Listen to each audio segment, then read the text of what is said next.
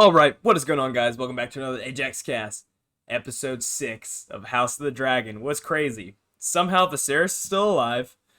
We had Larys going full Tywin Lannister killing his own dad, but I mean, he didn't actually kill him. He hired people to do it like a little bitch, but He killed him. yeah, he did kill him. So there's multiple things we'll talk about throughout the whole episode.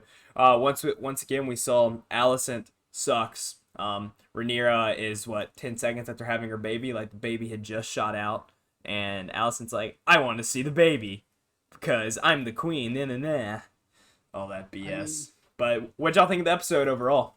Overall, I liked it. I was a little bit worried about the time skip just because you have to recast pretty much everyone on the show. Yep. I was a little bit wary of how the new actors were going to be, but honestly, I was pretty impressed. Yeah, I like Laenor's actor better. I like this adult version better. I can't tell, I can't really see why yet. I like him. Maybe he portrays a little more emotion.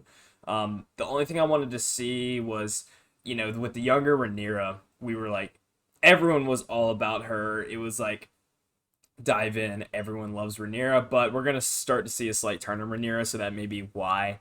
I guess I wasn't as emotionally attached to her, if that makes sense. Mm-hmm. Well, I think part of it too is that these actors are a bit more expressive.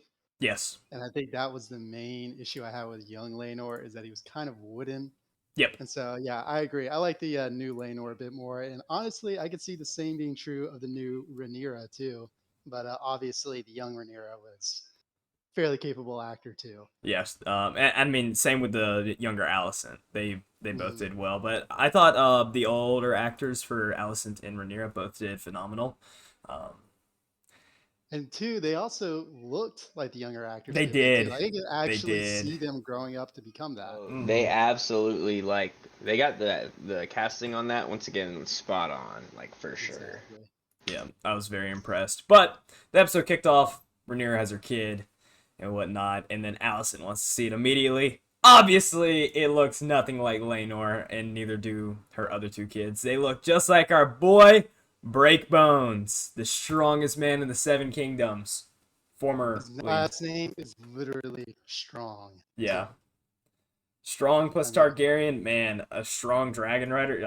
I think those kids are gonna be pretty badass when they grow up, if they even grow up. But yeah, it was cool to see more out of him because we only saw a little bit of him in episode 5 when he saved Rhaenyra and beat the shit out of 17 people.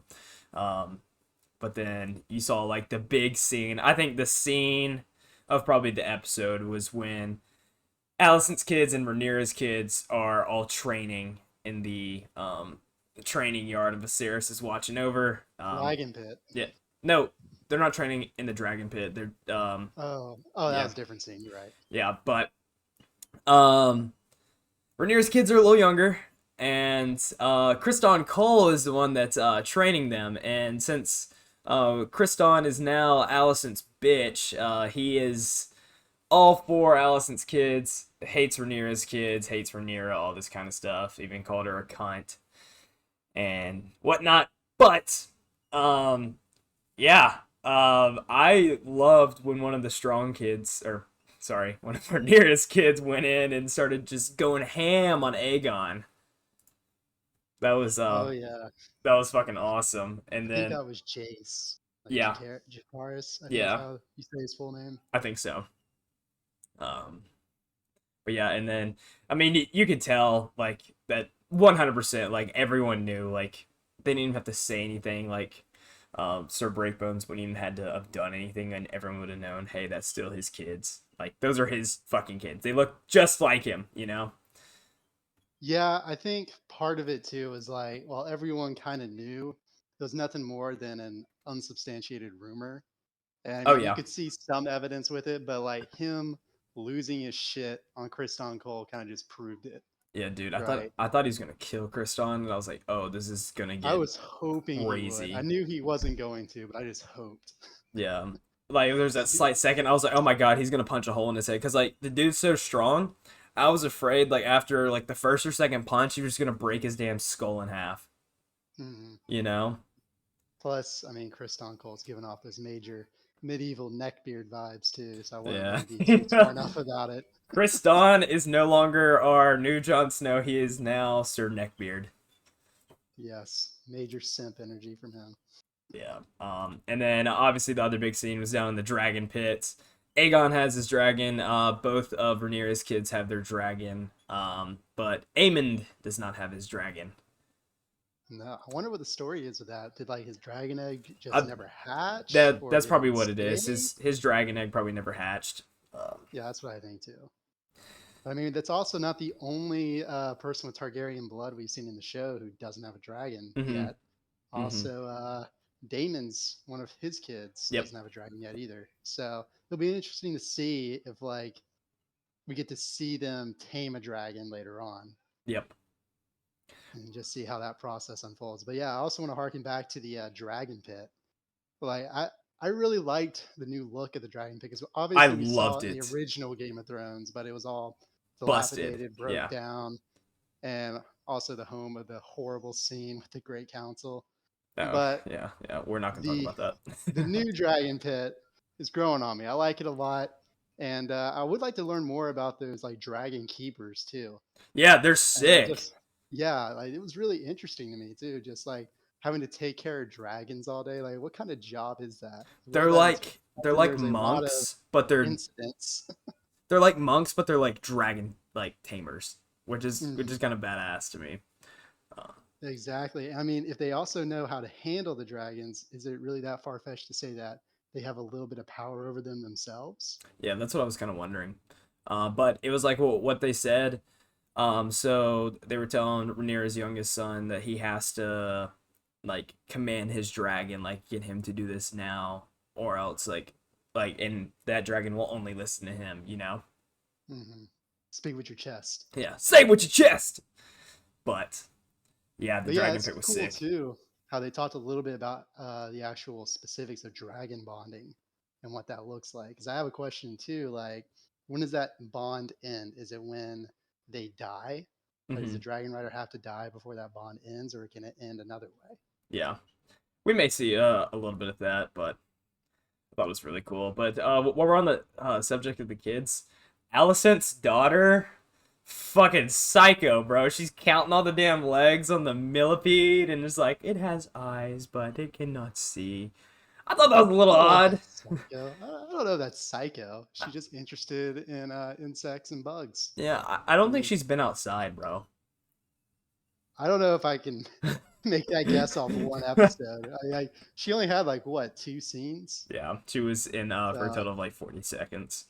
Yeah, exactly. I'm not going to make any predictions based off her yet, but it'll be interesting. I'm definitely interested to explore the kids a bit more in these next few episodes, and I think we're going to see them grow up a bit more too. Because y'all know how many more time skips there are? Because I was trying to find that out the other night. Not sure, but I'm thinking we're gonna have. There's been one like every episode. Yeah, but but obviously not to the same scale as this last episode where it was like a whole 10 years. So I think this next episode, if not the whole episode, it'll be pretty closely time related because Aemon still has both of his eyes, and he loses one eye at age 10. So I thought he was gonna go lose it when he went down there in the dragon pit. I was sitting there, I'm like, oh god, this is when he loses his fucking eye. How the fuck is this gonna happen? And he didn't. He got away, but he keeps going down there. So I think there's a little more foreshadowing of something's gonna happen to him. Because the foreshadowing of the show has been unbelievable. It's been great. Also, do we know which dragon that was, by the way? No, I couldn't tell. Well, maybe that's his future dragon right there. I mean, he doesn't have a dragon yet. I think his future dragon could possibly be Vhagar. Vhagar. I mean, that's another good choice too, honestly. Yeah, since the Lady Laena has died. But what a badass death too, by the way. I know. I didn't think Vhagar was gonna burn her. The dragon hesitated, or she. The dragon. He technically has to. He has to follow her commands. Yeah, I think Vhagar's a she, but yeah, she hesitated, and then finally did it, and I was like, oh my god. But the big thing for me, a big takeaway from this episode, is when the doctor came over to Daemon and saying that the baby is not coming, this breach, whatnot. We can do the same thing that they did to Aemma Like, that's what he was referring to. And Damon shook his head no. I thought that said levels about him because, like, he knew that would kill Lena if they did that. I think he was holding on to hope that there would be something where she wouldn't die from it, you know? Like, he would have rather had her be alive than potentially have a male heir, which I thought was fucking awesome. Yeah, I mean, it's a pretty similar situation to what Viserys went through, obviously. But I will say that he is not a king. Yeah, It exactly. was a little bit of an easier decision for him. Now, mind you, it's still a difficult decision because he, again, does not have a male heir yet. But he's also not ruler of the Seven Kingdoms yet either. So I Yeah. think if I was in his position, yeah, I probably would have made the same choice. And I don't think it's quite the same as Viserys's, but it's very similar. Yeah, I'll but say dude, that. with his big ass ego, for him to shake his head no and potentially give up like a male heir and to hope for his wife to live, I was like, holy shit! I called it Team Damon from the beginning, and I'm staying Team Damon. That just made me like appreciate him that much more. It just kind of shows, okay, there actually may be a little bit of a sympathetic, emotional side behind this crazy ass dude. Yeah, I was going to just say, I don't really know if he loved Lena or not, because obviously he was trying to save her life.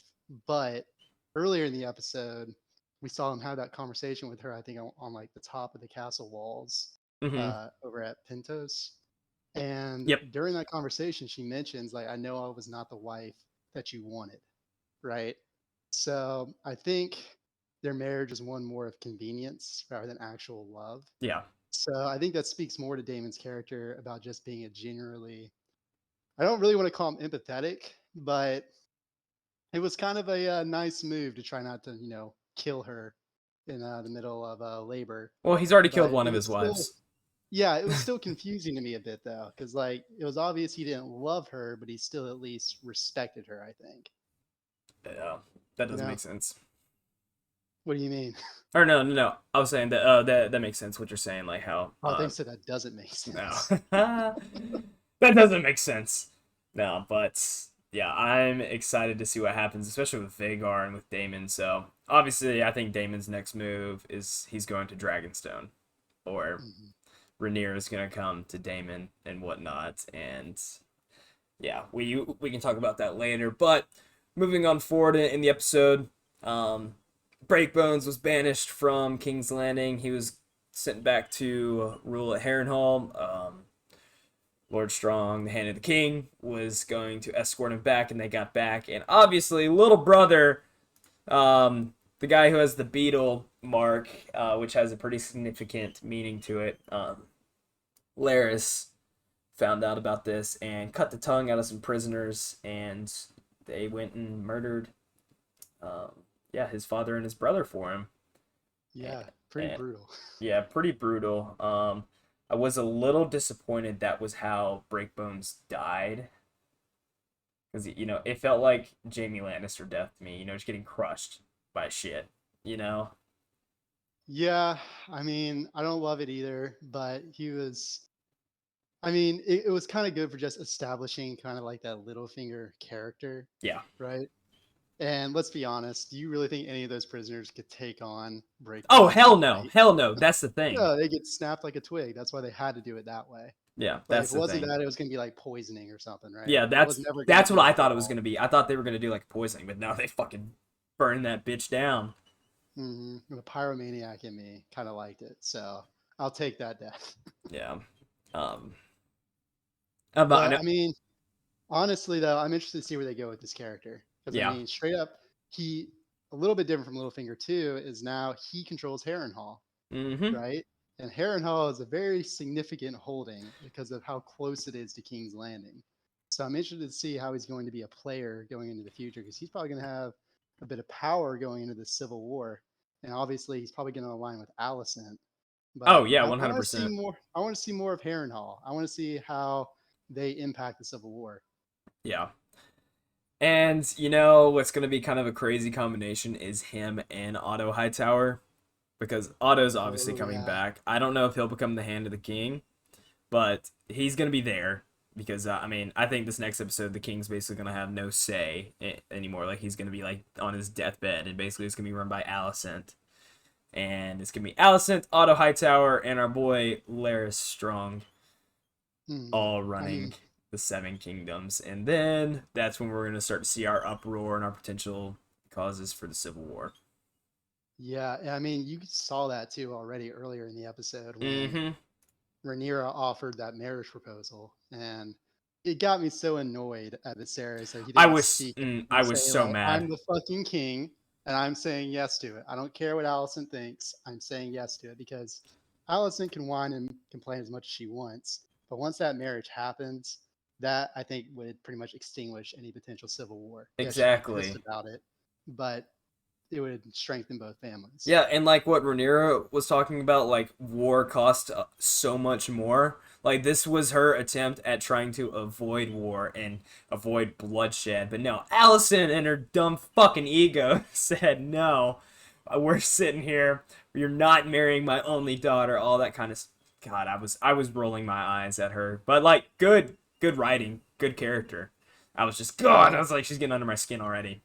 And then I was also sitting there going like, Viserys is a bitch, dude. Like, I know he's sick and everything. He's got one arm, like probably no fingers left, no hair.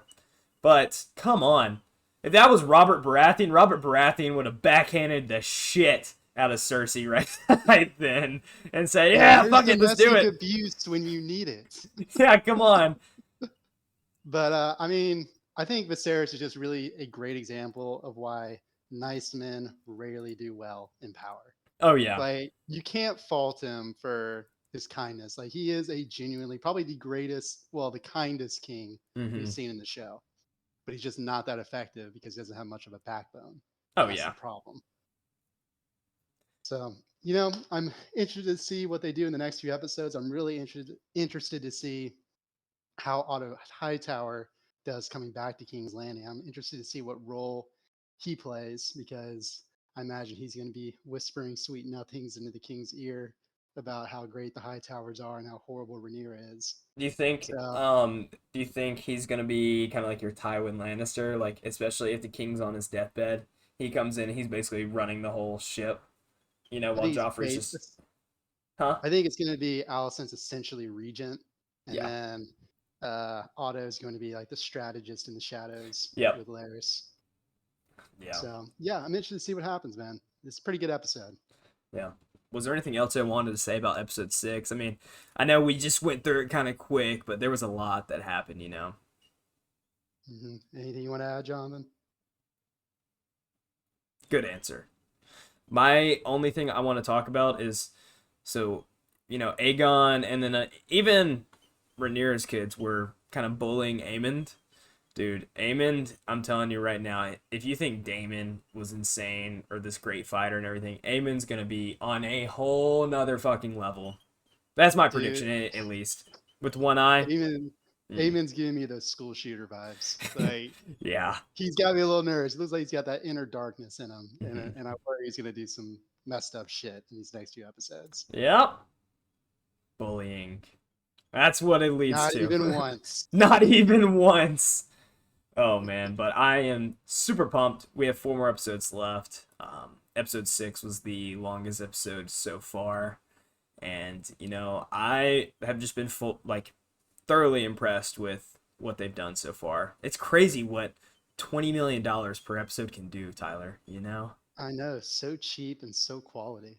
Yeah.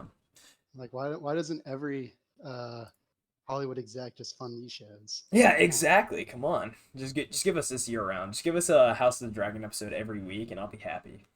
Exactly, man. But thank you guys for tuning in. If you haven't already, check us out on Spotify. We're posting on there. So if you need to take Ajax 1 on the go for it. Check us out on all of our social media and we'll see you next time. Peace.